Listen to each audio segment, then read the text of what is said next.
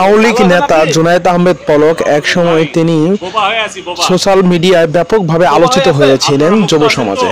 তবে আজকে তাকে জেল হাজতে থাকতে হচ্ছে তাদের কৃতকর্মে। এরকম ক্ষমতায় জনসেবা যদি হয়ে থাকে তাহলে ধিক্কার জানাই এই সমস্ত ক্ষমতা এবং জনসেবাকে। কারণ একসময় যারা জনপ্রিয় থাকে তারপরে তাদের জেল হাজতে থাকতে হয়, এরকম ক্ষমতা থাকার চেয়ে না থাকাই ভালো। তবে জুনায়েদ আহমেদ পলক চুপ থাকেন, বোবা হয়ে আছি এরকম কথা বলে জনসম্মুখে কি বলতে চাচ্ছেন, তিনি কি বোঝাতে চাইছেন জনসম্মুখে, কি করতে চাইছেন তাদের এই পদক্ষেপ দ্বারা?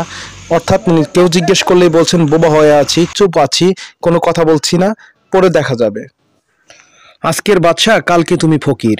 প্রতিটি আওয়ামী লীগ নেতার এরকম মনোভাব দেখে, তাদের হাসি দেখে মনে হচ্ছে তারা জেলখানাতে নয়, মনে হচ্ছে খুবই আনন্দে দাওয়াত খেতে গিয়েছেন। তাদের খাতির যত্ন দেখে মনে হচ্ছে তারা জেল হাজতে নয়, শ্বশুর বাড়িতে গিয়েছেন। কিন্তু এরকম খাতির যত্ন দেখে জনসম্মুখের একটা প্রশ্ন, তারা কি আজও বিচারের আওতায় রয়েছে নাকি শ্বশুর বাড়িতে রয়েছেন?